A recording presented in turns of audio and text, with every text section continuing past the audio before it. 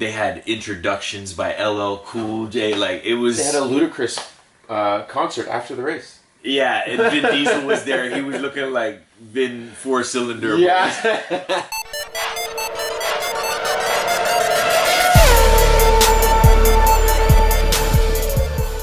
Welcome back to another Race Weekend, Canada's F1 show. It's your host, James Nellis, joined by team manager for Pro Racing Ontario, Daryl Timmers, and we're here to discuss the Miami GP, Max Verstappen, P1, Sergio Perez, P2, and Fernando Alonso, P3. We might as well get used to that because that just looks like how it's going to shape up for the remainder of the season. I mean, I don't even know what to say. We're going to do our best to find something to talk about today, but really there really is no storyline there. So why don't we just start with the spectacle of Formula One in America, in Miami. What did you make of the weekend?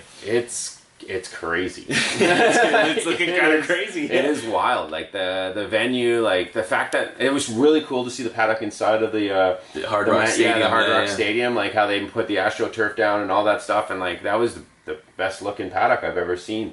But that's also Liberty's turning the page on North America and having F1 there for 3 races this year. And honestly, if this is what all the races in the States are going to be, if they're sold out every time, and if we can make the racing a little bit better, it would be a perfect event. Right, so the attendance is up. It was up like 30,000 more from last season. The celebs, the stars were out in full effect.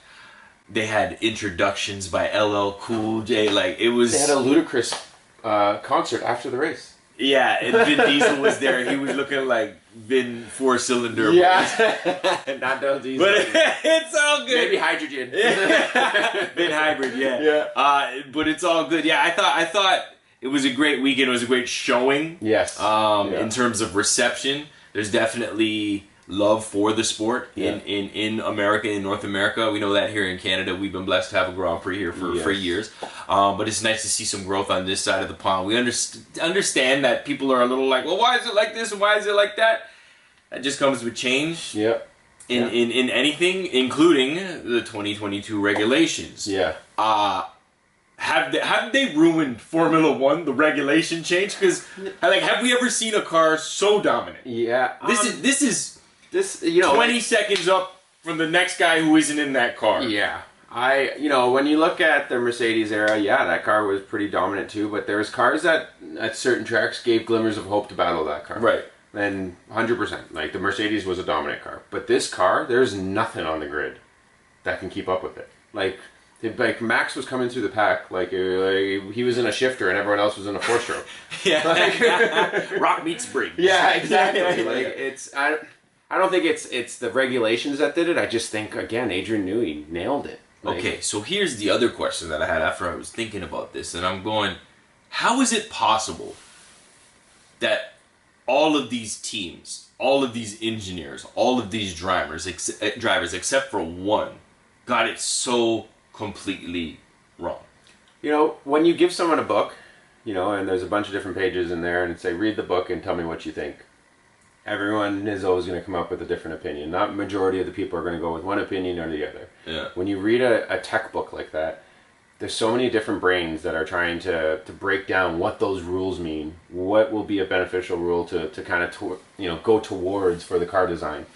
And when you have so many different brains or cooks in the kitchen, sometimes the cook that actually had the good idea and made the pasta taste good was ignored. So when there's those lead engineers, when there's those, there's a pretty much a hierarchy of who gets the final decision on what design's going to go with. Right. And if the right person's not in that top position and they go left when they should have went right, it's very easy to look at that rule book and know, hey, you know what? I did read this wrong. I think there's another way we could have done this. Now, is that what we're seeing at Mercedes? Because James is back in there. There's been a switch early in the season. I think after race 2, Lewis was kind of like, well, I'm giving the engineers the feedback, but they're just not listening. Is that what we're seeing at Mercedes? Yeah, I think it's just too many. That car is so out to lunch. Bad. Yeah, it's bad. It's so out to lunch that I think when you take... It's like another analogy, it's like getting a painting done and you give them one artist and being like, go paint this. They start painting it and they're like, nah, I'm done. And then another artist comes in, they're going to change how that is supposed to finish.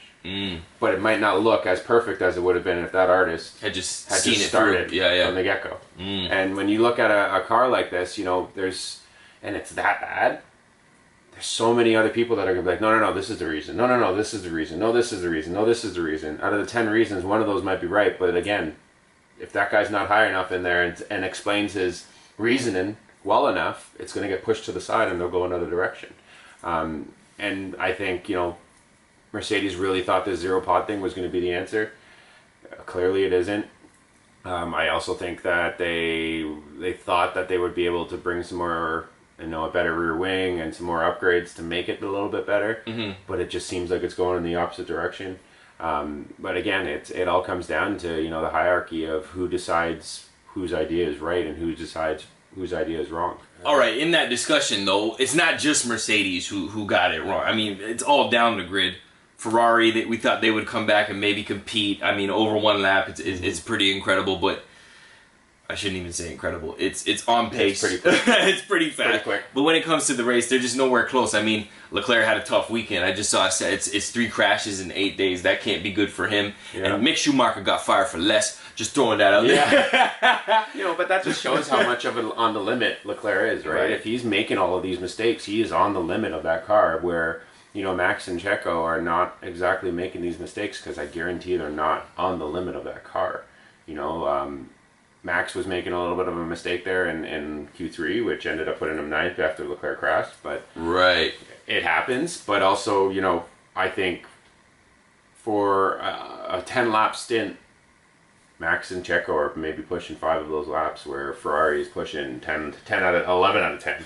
Right. Laps, and the thing about it too is we're not saying it's the car because look, I said it last week. I think Max is he's on it. He is the best driver on the grid right now, in my opinion. But like you said, the car is just so good that if you go back to Australia, he was cutting the grass, doing pirouettes, and still winning the race. I mean, last year he was in France. He did his 360 and kept going. So it was just one of those things where I was like, man, I wonder how with all of these professionals who are top tier professionals, they just weren't able to come and get the cars collectively closer. But I guess it is a work in progress. The regulations, they'll tweak them here and there to try and make the racing more competitive, because let's be honest, the past 2 races, both in Azerbaijan and Miami, if it weren't for the spectacle, everybody would be going, oh man, this is terrible. There's no point to watch. This is not appointment tuning like it was in 2021. You know what I mean? Yeah, like I thought this race was going to be good. When we saw Checo up front, Max behind everyone, but then as Max coming through the pack, everyone's just like, here's the door, man, take it. So let's talk about that, because he did come from 9 to 1. Yeah. He'd made most of his progress after like 15 laps. He was sitting in P4, I think, or P5. Again, Alonso called that. Right. Well, yeah. Well, Alonso's watching the TV. Yeah, he's like, good pass by Stroll. But that just goes to show you, man, there's a lot of disparity on the grid. We got Alonso, the nearest guy, finishing 20-something seconds back of the leader, and the leader came from P9. Yeah. So he came from 9th place to win by almost half a minute. Yeah. And you're saying everybody's opening the door for it. Ain't nobody racing them. Yeah, that's the crazy thing. Like, I know everyone's in their own battle. Everyone's in their own race to get the points, to get better, and them battling Max for 3 or 4 laps might end up hurting their race, and the guys behind might catch up. But it's racing. We're supposed to race each other. Like, when you see the guy that everyone's like, oh yeah, that guy's out of our league, is behind you, do whatever it takes to keep that guy behind you, Right. Do whatever it takes to try to, maybe if you push him more and more and try to do all these passes and try to hold him down, and then he makes a mistake and drives off, you kept him behind you. There you go. But if he just comes through the pack and everyone opens the door and just lets him go, no wonder he was like he was in Baku. Like, no wonder he was able to fly through the grid. Yeah, right. Exactly. And you could talk strategy. He put on the hard tires that appeared to be the way to go. He was flying on those hards. Nobody could take that away. He was flying. Max was on it, and he's been on it all weekend. It's like he literally read every article from last weekend that said Sergio could potentially take the fight to him. Yeah. And he said, "Oh yeah, watch this." Yeah. Right, which I love. As a fan of racing, I think that's a gangster move. That's how you bounce back and you quiet all the critics, because Sergio did not have him in any measure on the weekend, from FP1 right through to the final race, the Grand Prix. So to me, it was a bit, and starting from ninth, it was a statement victory from Max because you're looking at a guy who's got equivalent machinery, and he's starting all the way up at P1 on the grid. So. Exactly, you know, and yeah, whatever. Everyone's gonna say strategy. Oh, Checo wasn't on the grid. Strategy, whatever. Hey, it is what it is. Majority of the field was on that strategy. It's true. It's not the like top 10 guys all started. Yeah. It was only pretty much like it was Max, Lewis. Like they were on the hards because they were out of position. Went on super softs, on softs for some reason. That was like, okay, whatever. That's another talk, but we'll get there. Yeah, but in the end, I think Max is on another level. He's won with that car right now. He's very quick in it. He's putting the performances in that he needs to. And Checo, I think, is the one that's is chasing right now.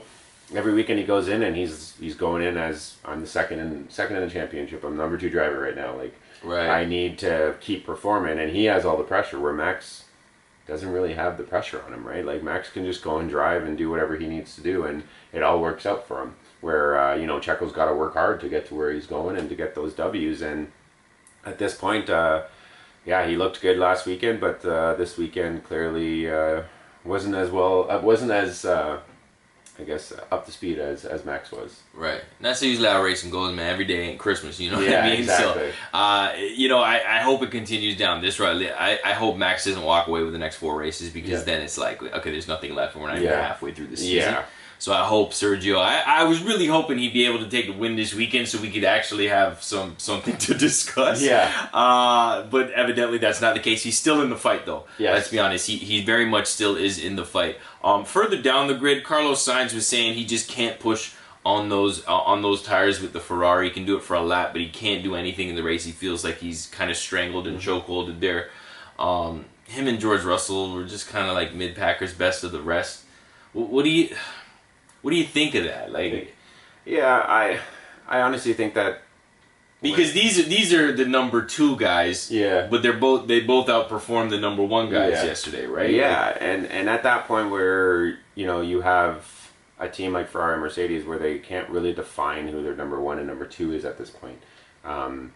George even last season was performing really well over Lewis. I think it's a little tougher for Mercedes than it is for Ferrari right now. But I also think that Mercedes is also like trying to figure their car out. So both of those cars are set up completely different to see what the heck would work. Right. Right. Where Ferrari, it's like, okay, well, let's just tweak this and see which one works out a little bit better. Where I think like Mercedes is on opposite ends. Right. Of everything. They were on opposite strategies this weekend. I think their cars are completely set up different to see which one works. Like one weekend, George's setup's working. One weekend, Hamilton's setup's working. It's one of those things where they have so much to work through with this car that there's no way that they'll put the same setup on the car. Right. There's no way that all the wings and all the end plates and all those things are all the same because they need to figure this car out. And if they all put the exact same things on both cars, what's the point of having 2 cars? There's no baseline. They still haven't figured out a baseline for this particular Mercedes. They show up every week and there's a new rear wing. There's new parts that are bolted onto the thing, and it just doesn't get any better. So I think at this point Mercedes realizes that they got to start from scratch and go to 2024 and figure out what they're going to do with the car. And go from there, but so you're saying they just hanging on for the rest of the season? Yeah, I think they're just hanging on, getting as much money as they possibly can out of the constructors. If they can get a win or a couple podiums out of this, it would be good. But at this point, they can't beat the Aston, so I don't see them, getting the podiums unless there's some reliability issues coming with the cars in the future. But in the end, Mercedes is definitely hurting. Ferrari, I don't. It was a decent bounce back weekend for Sainz because he didn't perform very well last weekend in Baku. Yeah. So he managed to finish in a good spot. He qualified fairly well as well. But I think, actually, I can't even say I think. But the thing about it is, when you look at Alonso, it's like, all right, cool. But Stroll was nowhere. And it was like, so I honestly, I don't even know what to say. Other than Red Bull is just gonna win every race this year, and then it looks like Alonso will put it in P3 because to me that was like Stroll should have been 4th. Yeah, and you even make it out of Q1. No, I know, and that's the crazy thing. That surprised the heck out of me when. All right, let's wrap this thing up. Miami Grand Prix in the books. Overwhelmed, underwhelmed, surprised. Surprise, gotta be Magnussen.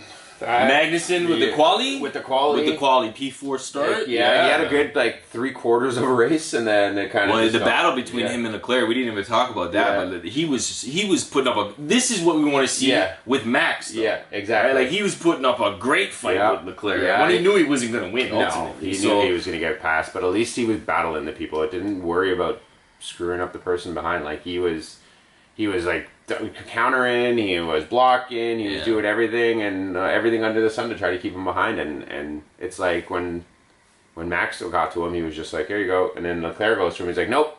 Max got the 2-for-1 on them, I think. Yeah, he did. That was a great move. That was a nice move. That was right as the DRS kicked in. Yeah, it was like same boom, goodbye. Yeah. Okay, so that's the overwhelm. No, that was a surprise. Surprise. Okay. So overwhelmed. I'm gonna go with the Alpines finally showing that they had some pace this weekend. For a good while in the race, Gasly was was like, I was P4, and I was like, wait, is that Gasly? How is that Gasly? Yeah. What's going on with Gasly? Yeah, right? no, they were good. I would agree with that 100%. I was like, wow, I can't believe that this is going on. They're obviously turned a page in that car, which is a good thing. Race pace obviously wasn't 100% there, and strategy and a couple other things that came into account for them. But I'm gonna say that they were definitely the way to go. Underwhelming is Perez, man. Like I don't know, I don't understand how he was so far ahead and Max just reeled him in like he was in a Ferrari. Yeah, Max reeled him in.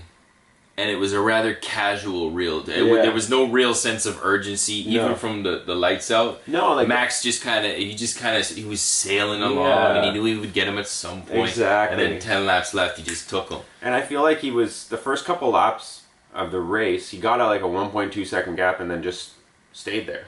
You know, he didn't push anything. And then when he realized that Max was coming through the field that quickly, he was like, "Oh, I got to go." And then all of a sudden, in 3 laps. He was for probably the first 5 laps, 6 laps, he was 1.2 seconds. Yeah. And then 2 laps later, after he realized Max was coming, it was boom, 4 seconds, 5 seconds. It's man, he's coming through the pack, so that should be the time that you push the heck out of the car. Right. Get the heck up the road so that you have a big gap by the time he gets through the pack. But and then also, you knew his strategy was long first stint, quick second stint. Exactly. So even if he was close in the second stint, you knew he was going to be coming with something fast because the fuel is down. The tires will be softer, mediums may be soft at that point. So I was underwhelmed with Checo's result. Yeah. And it's not because it was coming off of a strong showing last weekend too. Yeah. So you really that confidence is big for racing drivers. Yes, it is. You know, so when you come back off of a weekend like last weekend where he was on it and he had the margin on Verstappen in from the sprint and all of it, all encompassed. He had a better weekend, but then. It's blow for blow. Hopefully, this is what we get. Checo punches, Max punches back. You know, so yeah. I agree. I totally agree. I hope that this kind of puts another spark underneath Checo for the next race, and we can have some Red Bulls battle it out. That's right. Speaking of the next race, the Emilia-Romagna Grand Prix. They're going to Italy in 2 weeks' time.